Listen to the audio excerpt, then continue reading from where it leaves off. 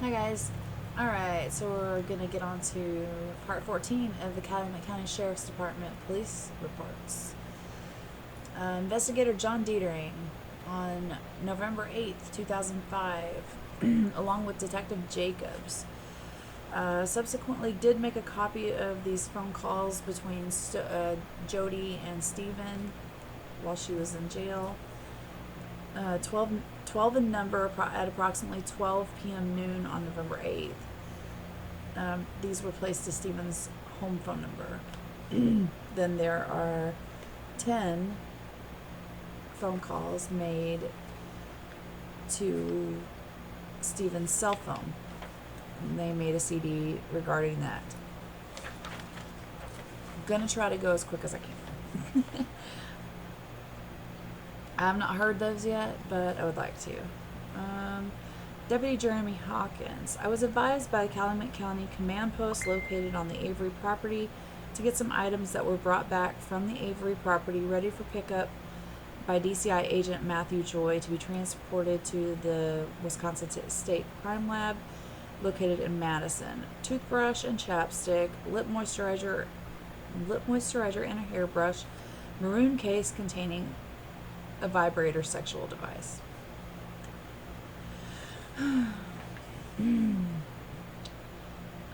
Also gathered to be sent with Agent Joy were 22 swabs, possible blood stains from Bill Tyson, blah, blah, blah, a knife with a reddish-brown stain, a floor mat with stains, and also a rag with a red stain that was turned over by Deputy Kucharski was placed in the box for DCI Agent Joy to transport.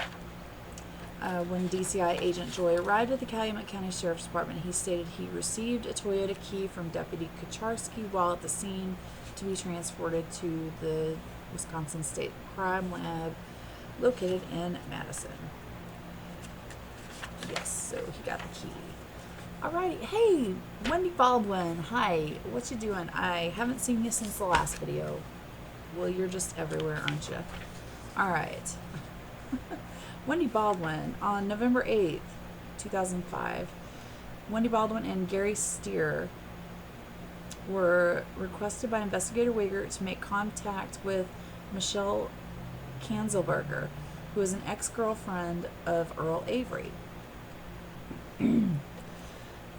Let's see. She describes Earl as being very abusive towards her during the time that she spent with him. She said that there was lots of violence between the brothers when they argued, as well as Earl towards her.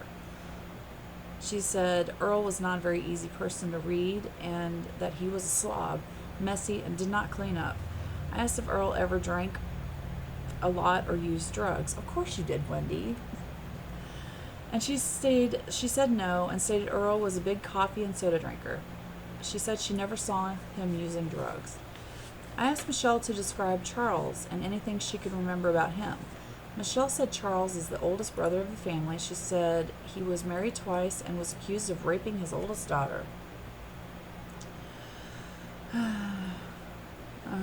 Quiet and to himself with not many friends. She said he is very creepy and sneaky. She said he is a very smooth talker and slick. She said Charles would try to sweet talk females rather than using violence to get what he wanted. Michelle recalled an incident in 1988 where he attempted to force sex on her. She said Charles came into the bedroom and was trying to seduce and sweet talk her into having sex with him. She said he was clothed and was smoking a cigar at the time. A cigar, huh? That's kind of an interesting point. Stephen mentioned somebody was smoking in his house. Just saying. I'm not saying that means anything. I'm just saying it's interesting. She said that she did not feel very good about what had happened and had told Earl about it. Michelle said Earl had later gotten into a fight with Charles and they had been hitting each other with shovels. With shovels, really. Yeah, creepy. Michelle described Dolores as always covering up for her children when they would do things. She said after that incident, Dolores had changed the bedding and had straightened the bedroom. Michelle knew that she did this so the ashes from Charles' cigar were not there. Michelle said that at a much later time, Dolores did admit to changing the bedding because it had looked a mess.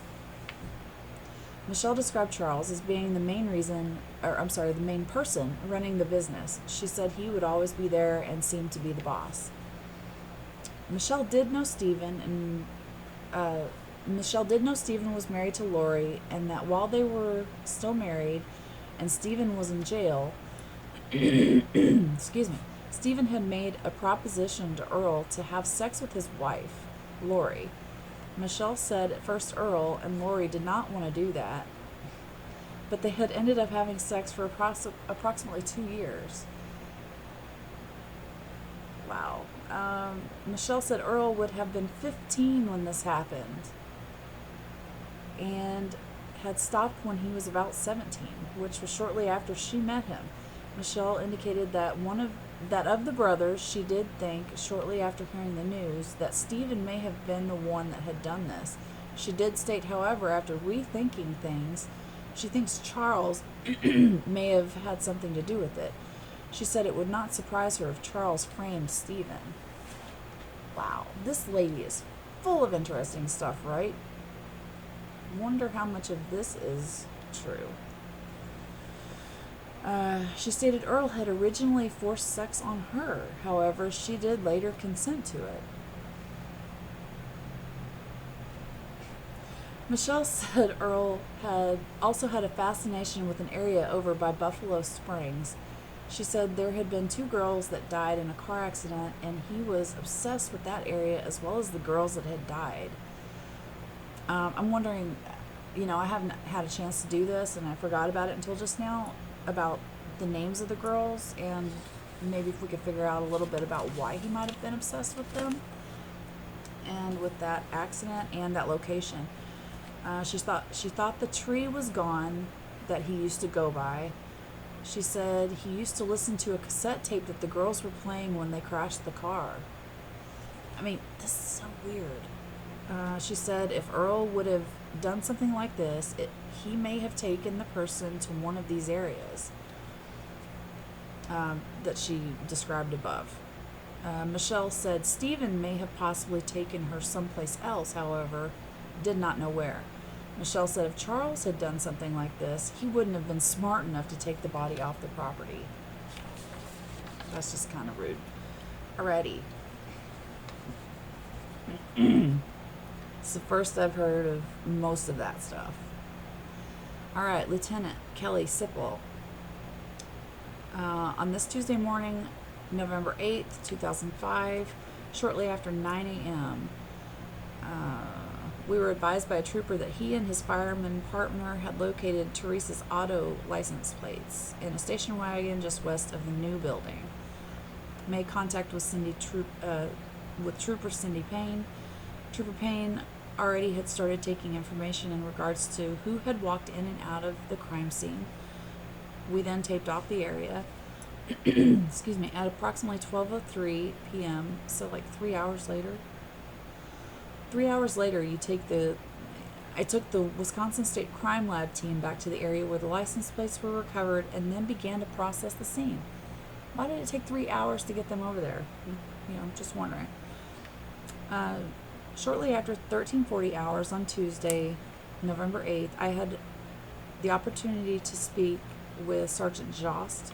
Sergeant Jost indicated to me that there had been a large burned area behind the red garage on the Avery property, located in the northwest corner of the property. He felt that this area may not have gotten searched properly based on the fact that there was a large German Shepherd in the immediate area. Excuse me, still trying to get rid of this whatever in my throat from being sick. Inside the burn area, I observed a small grayish material that appeared to be bone. Sergeant Jost also pointed out a piece located in front of me and to my right, at which time I could tell that the item he was referring to appeared to be bone. He also pointed out a large piece which was directly in front of me and to my right. This bone, looking at it, appeared to be part of a person's spinal column. And these 2 items I could observe from where I was sitting, a honeycombing and their center mass.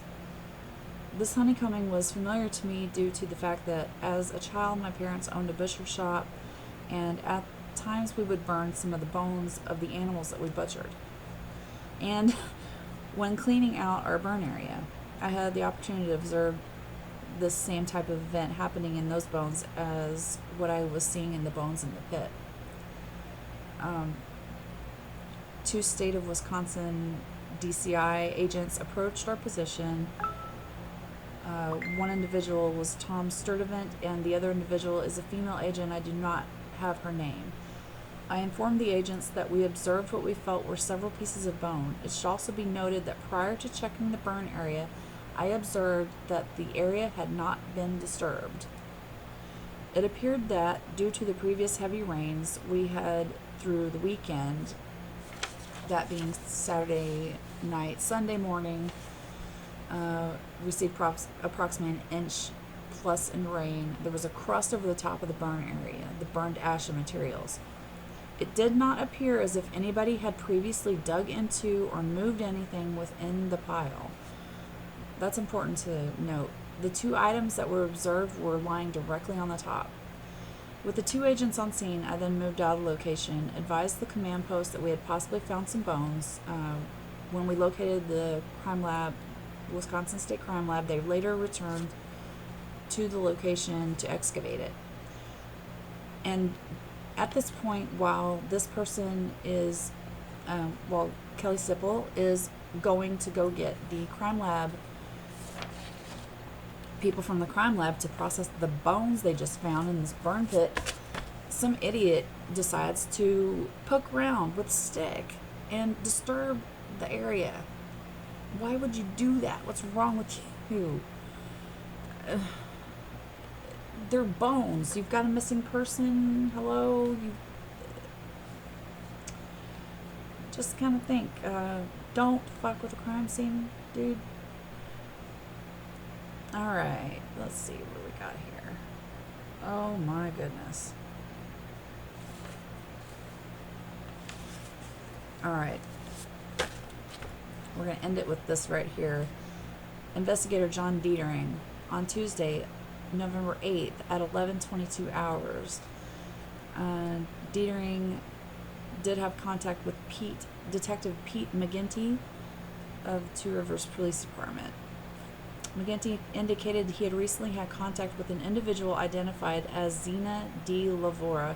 Miss Lavora indicated that last year, after Avery's Auto Salvage had performed a recovery or a tow for her, Charles Avery began sending her flowers and asking her to go out on dates.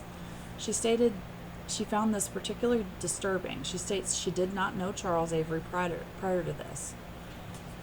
McGinty further states that on November 7th, a subject named Judith C. Knutson had contacted the Two Rivers Police Department indicating she had a similar situation taking place regarding Charles.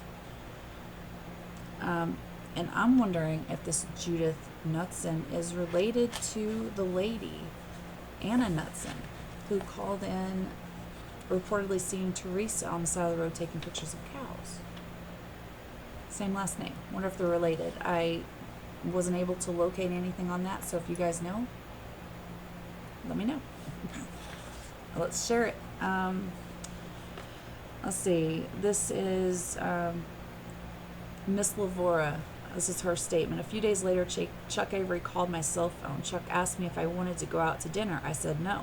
Chuck kept telling me he wanted to take me out. I continued saying no.